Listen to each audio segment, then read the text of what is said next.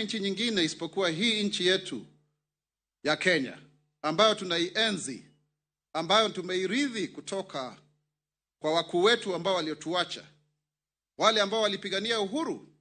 Huo uhuru tusiweze kugandamiza kwa sababu ya sintofahamu ambazo zinaweza kusuluhishwa. Na ningependa kusema vijana wetu tuweze kuwa tuna hayo mazungumzo, sababu mambo yamesikika. Mheshimiwa Rais hata amekuja kwenye X-Space akaweza kuzungumza na sisi ana kwa ana, wananchi wenyewe wa kawaida, kumuuliza maswali. Hilo sio jambo ambalo limekuwa likitendeka, kwa sababu mara nyingi kama wewe ni rais unazungumza pengine wanahabari, lakini sasa hivi ni wananchi wenyewe wamemuuliza maswali akajibu. Na hii serikali iko tayari kuwajibika na kuhakikisha kwamba mambo yote ambayo yameangaziwa ama yameweza kusemwa na wananchi yaweze kuchunguza zaidi, yataweza kufanyika kulingana na hilo. Na pia niseme kwamba tusijaribu kuweza kutumiwa vibaya na watu kutoka nchi za nje ambao wangelipenda kufadhili vurugu, kwa sababu pengine hawaamini kwamba nchi kama ya Kenya inaweza kujisimamia vilivyo na kuweza kutatua masuala yake ya ndani kwa ndani. Ningependa kuomba hata serikali inasisitizia zaidi, mimi kama msemaji wa serikali, kwamba hata vyombo vyetu vya habari viweze kuhakikisha kwamba tunafanya kule kuripoti kwa njia ambayo ni sawa, ambayo haigemei upande wowote yule mwingine, ili tusiweze kuwa na tetesi fulani ama zile zingine. Na pia tunaomba watu wasikue na mambo ya kuchocheana na kadhalika, kwa sababu nchi ikiharibika hatutabaki na nchi nyingine yoyote. Na sisi kama serikali hatuna ugomvi wowote na wanahabari hata kidogo. Na yule ambaye ni mwanahabari alikuwa ameshikwa kwa njia ambayo haifai, aliweza kuachiliwa na polisi, wakaweza kusema kwamba hiyo ilikuwa mistaken identity. Na inawezekana kwamba usijulikane wewe ni nani, kwa sababu hata mimi kuna watu unifananisha na mwingine. Kwa mfano kuna mbunge mwenzangu anaitwa Martin Pepela, watu ufikiri ni mimi na yeye. Kwa hiyo hilo ni jambo ambalo tunafaa kukubali kwamba linaweza kutendeka. Na kwa hivyo wanahabari, tungependa kutoa kauli kama serikali, tuko tayari kuzungumziana na nyinyi, tuweze kuona kwamba mnafanya kazi yenu ipasavyo kwa njia ya uhuru na bila kuegemea upande wote mwingine. Na pia tuseme kwamba tafadhali wa Kenya, hata hii mambo ya kule Kware, sasa hivi kulingana na takwimu za polisi ni watu 10 ambao wameweza kupatikana, na wote ni akina mama ama kwa jinsia ya kike. Kwa hiyo ni mambo ya femicide, ni mauaji ya femicide, mauaji ya kijinsia. Na wacha wale ambao wanafanya upelelezi, polisi na DCI, waweze kufanya kazi yao bila ya sisi kuweka kile ambacho hakiko, hususan kwa jambo zima tu hili ambalo ni la ugaidi na uhuni mkubwa sana ambao umetokana na mauaji yale. Na niseme kwamba pia kuna watu wanauliza masuala ya dialogue, na ndio nimesisitizia kabisa hapo kusema kwamba tuweze kuwa na mazungumzo katika njia awayo yoyote katika manyumbani mwetu. Na nipende kuambia Wakenya tuwe watu wazalendo. Hii ni nchi ambayo ni ya maajabu, nchi ambayo ina rutuba, nchi ambayo ndiyo ya kwanza bara la Afrika kuwekezwa foreign direct investment, nchi ambayo shilingi yetu imeendelea kunawiri zaidi, nchi ambayo watalii wanaendelea kuja kwa sababu tumefungua milango yetu, nchi ambayo ndio na uchumi mkubwa zaidi katika kanda la Afrika Mashariki, na inaorodheka kama nambari 3 na 4 hapo hivyo katika kusini kwa jangwa la Sahara. Kwa hivyo ningependa kuambia Wakenya tuna nchi ambayo ni nzuri, na ukiangalia hata majirani wetu wengine walipowacha kuwa na amani, nchi zao zilienda kuzorota zaidi. Tusiweze kujichochea sisi wenyewe, kwa sababu kuna mwisho wa mambo kama haya. Najua kuna mambo mengi ambayo yanahusishwa hususan na yale matakwa ya wananchi. Ningelipenda kusema na sisi wa Kenya kwa njia ya unyenyekevu kwamba tupatie hii serikali muda, kwa sababu serikali hata haijafikisha miaka 2 tangu iweze kuingia mamlakani. Tumpatie Mheshimiwa Rais nafasi. Kama ilikuwa ni mambo ya utendakazi, basi ana nafasi nzuri zaidi ya kuteua baraza lingine la mawaziri kulingana na matakwa ya Wakenya, ambalo litakuwa ni baraza jumuishi. Kwa hiyo tumpatie hilo nafasi, kwa sababu amesikia, na yeye mwenyewe ni msikivu na ni mpenda amani, na ambaye anataka sote tuweze kufikia ile ruwaza ya the better plan ambayo amesema.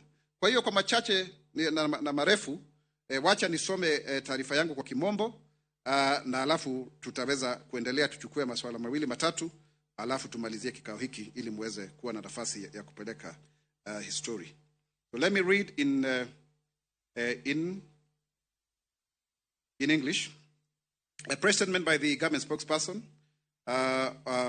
today, Thursday, 18th July, at 11. It's now 12 a.m. or thereabout. Thank you. That was the time.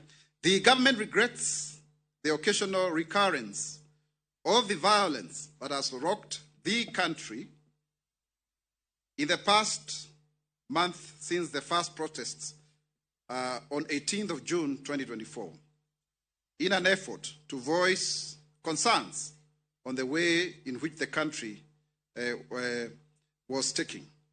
We wish to reiterate the government's sympathy with the families that lost their loved ones during the demonstrations and reaffirm our support for them alongside the ones that were injured and continue to recuperate, either at home or in hospitals, as we wish them quick recovery.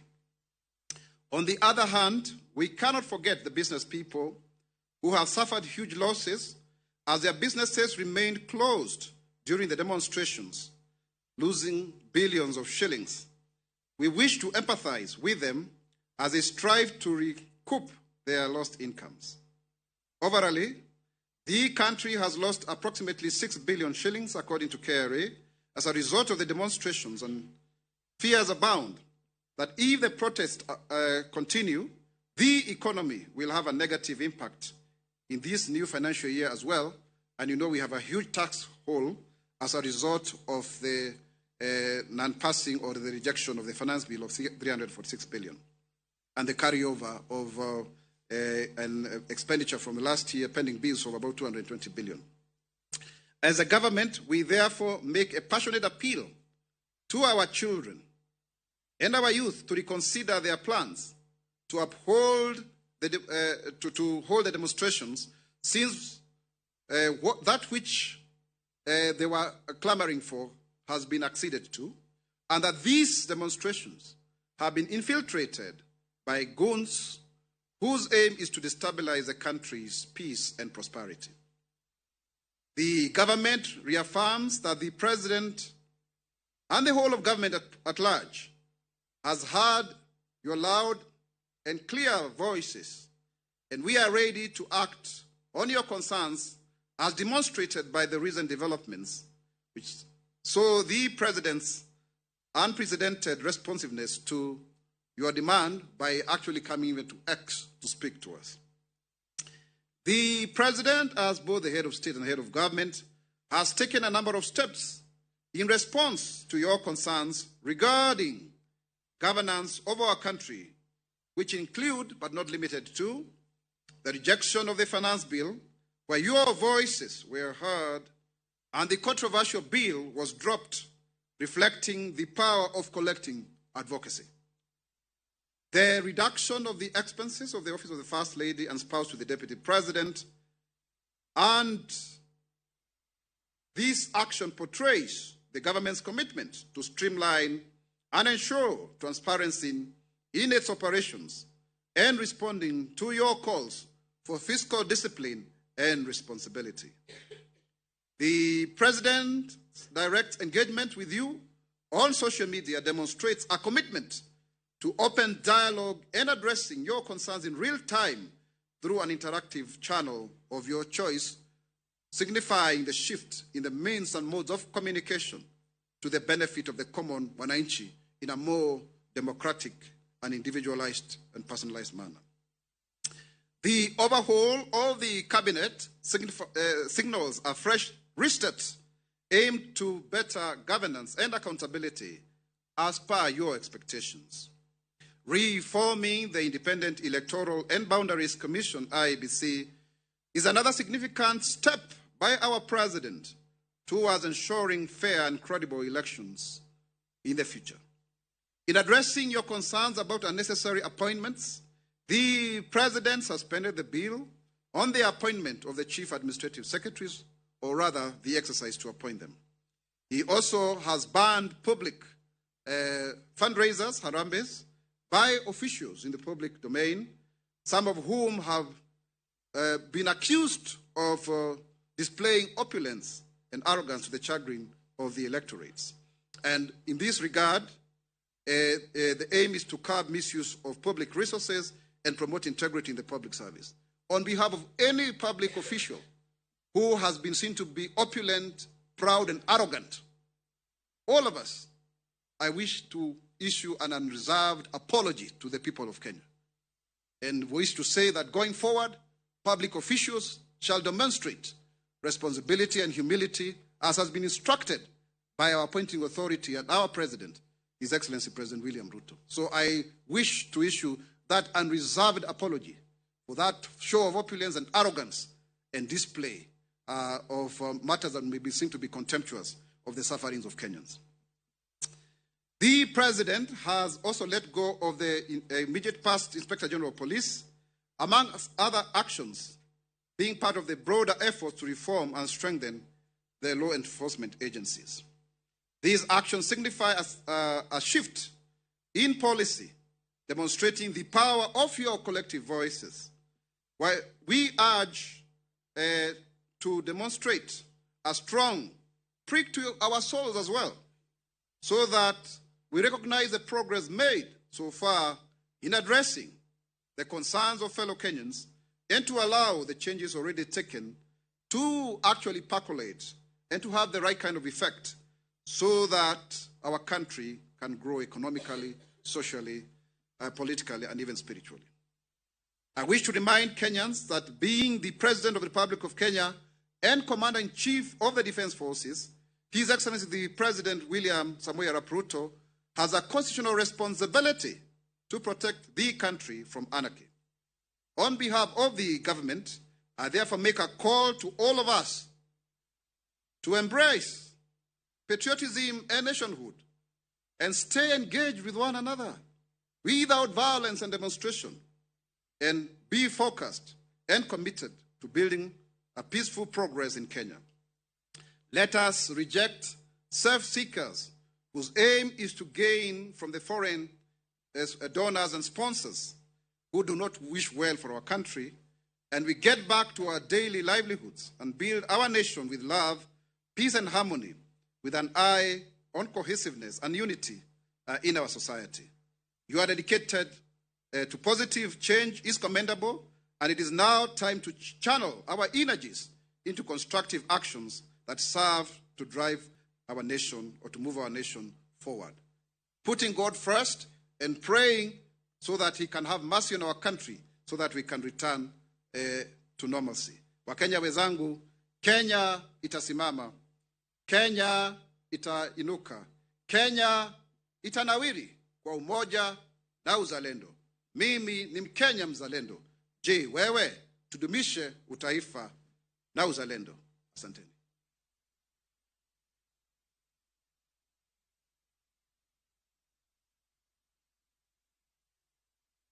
Naam, shukrani sana msemaji wa serikali kwa arifa hiyo kwa taifa. Hamjambo wanahabari wenzangu. Kama ilivyo desturi, baada ya kusoma arifa hiyo rasmi, watu tunatoa fursa wanahabari kuuliza maswali mawili matatu. Na hii leo tutachukua maswali matatu pekee kutoka stesheni tofauti tofauti. Sasa tunaanza wapi? Asante sana. Seth Olale kutoka runinga ya Citizen. Swali langu ni umezungumzia kuhusu wito kutoka kwa rais wa kusitisha shughuli ya harambee, hasa baadhi ya wafanyikazi wa umma na wafanyikazi wa serikali. Lakini hivi majuzi tuliweza kumsikiza rais katika hafla moja kanisani akisema kwamba atajumuika katika shughuli hiyo ya harambee na kumaliza yani shughuli ya ujenzi wa kanisa moja. La pili ni pengine tu je, unawachukulia polisi hatua?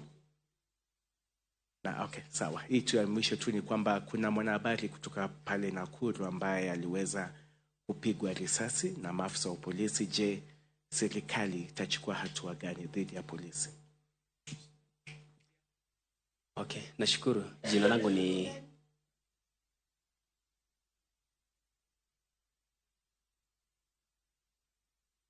Ronny Reagan kutoka idhaa ya Mo Radio. Nina swali moja vile umesema, na nitasisitiza tu kwa swali lake la uhuru wa vyombo vya habari. Nina wasiwasi mkubwa sana, hasa wakati ambapo masuala kama haya yanawafanyikia wanahabari wenza. I am not a special case. Inamaanisha kwamba hata kesho pia vile vile inaweza kanifika. Ningependa sana kumsikia msemaji wa serikali Daktari Isaac Mwaura akituhakikishia kwamba tunapotoka hapa leo hii kama wanahabari hatutakumbana na visa hivi vingine vya wanahabari kukamatwa au vile vile kupigwa risasi wakati ambapo tunayatekeleza majukumu yetu ya kufahamisha Wakenya. Naomba kama swali limeshaulizwa kama la wanahabari tusiregelee tena. Ni sawa? Ndio wengine nao wapate nafasi ya kuuliza mada nyingine. Kituo gani ndugu yangu? Nation. Asante. Daktari, umesema ya kwamba Jina lako? Naitwa Kevin Cheruyot from Daily Nation. Na hivi majuzi rais wakiwa pamoja na kinara wa Azimio Raila Odinga aliweza kusema ya kwamba kulikuwa na ile multisectoral dialogue yenye ingepaswa kuanza Jumatatu na ikamilike baada ya siku 6. Alafu baada ya hapo akasema kwamba atatueleza kwamba taifa linaendelea vipi. Na kufikia sasa, je, limefanyika? Na kama bado, mbona halijafanyika? Na baadhi ya wale watu 150 ambao walikuwa wahudhurie kikao hicho, tuko na majina tayari? Asante. Shirika la KBC, nani yupo? Mko na swali? Hamna maswali? Kituo kipi? K22 254. Ambos under KBC, I believe. Why 254? Asante sana Daktari. Jina lako? Muhoro Pius, K254 Media. Utaniruhusu niongee kwa lugha ya Kimombo. So, the Gen Z have severally stated that they are tribeless, leaderless, energetic, and jobless. So, they will continue with the demonstrations until all their grievances are met, and that no dialogue for commonsensical issues like firing rogue police officers and as well dismissing all PSS remaining. Now, the big question is, will the upcoming cabinet incorporate Gen Zs in respect to having a representative who will understand them well as PSC transparency in ensuring public applications for the CS positions and nominees therein? Thank you. Shukrani sana, tumpe fursa msemaji wa serikali apeni majibu. Asante sana Mwanaisha. Wacha nijibu ipasavyo. Mambo ya harambee nafikiri sasa hilo ni jambo. Kuna sheria ambayo imependekezwa bungeni. Kwa hiyo hakuna vile ambavyo tutarudia pale kwa sababu Wakenya wamezungumza kuhusu mambo ya harambee.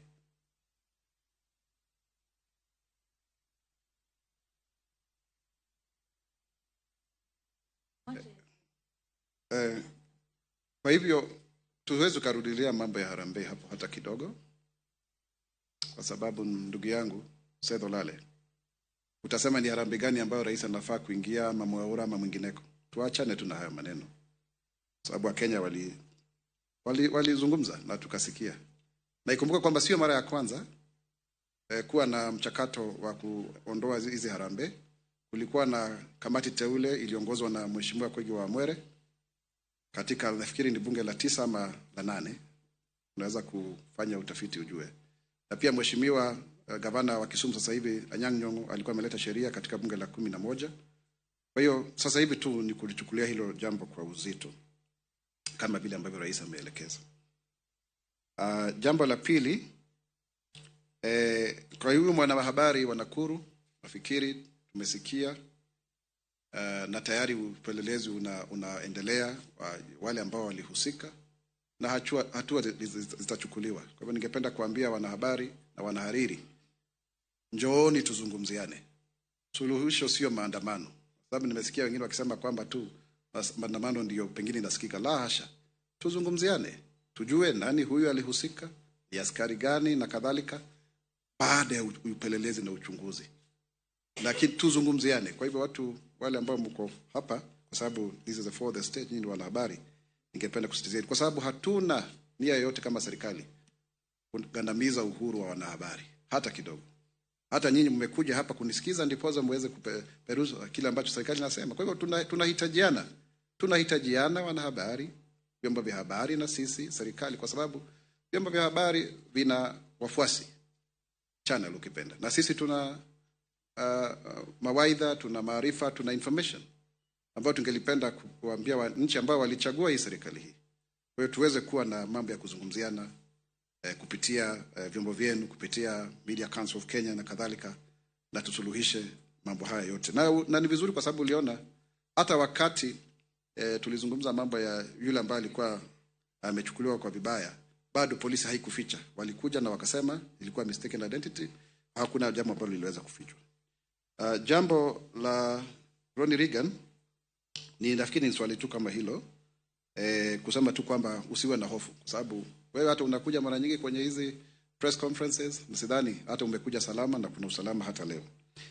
Ndugu yangu Kevin Cheruiyot kutoka Daily Nation, nafikiri unajua vile ambavyo mambo ya dialogue yapo. Wapinzani wetu wako na wafuasi wao, lazima wafanye pia dialogue yao kwanza kule, na sisi tufanye yetu huku, lakini bado mazungumzo yanaendelea, na utasikia kutoka wakati hilo jambo litakuwa pale, na hakuna orodha tayari imeweza kutolewa rasmi. Kama itatolewa utaweza kusikia. Kwa hivyo bado utasikia zaidi, kwa sababu mazungumzo yanazungumzwa kwa jina nyingi zaidi, upande huu, mrengo huu na kadhalika, kwa sababu siku hizi sio tu lazima tukae kwenye kikao kama vile nilivyosema hapo awali. Unaweza kutumia hata mtandao na watu wanazungumza. Kwa hiyo hilo jambo tungojee hivyo, kwa sababu mambo yanaendelea vile ambavyo yanavyofaa kuwa kila siku. Nafikiri mambo ya Pius Muhoro kuhusisha vijana wetu katika uongozi, hilo nina hakika kwamba Mheshimiwa Rais yeye ndiye anateua na anajua fika kwamba vijana wanafaa kuhusishwa, na atachukua hatua kulingana na mamlaka ambayo ako nayo, kwa sababu huo ni wajibu wake, sio wajibu wangu ama wa yule mwingine. Kwa hivyo niseme tu kwa machache, asante sana. Asante kwa vile ambavyo mmekuja kwa wingi. Wacha tuchukue muda mwingi zaidi. Kenya itasimama, Kenya itainuka, Kenya itanawiri kwa umoja na uzalendo. Mimi ni mzalendo. Je, wewe? Tudumishe uzalendo na umoja. Asanteni sana. Anaita mkutano, anakwenda mkutano mwingine. Chuniradhi. Shukrani sana jamani kwa kuja. Tutawaita tena tukiwa na arifa nyingine. Asanteni.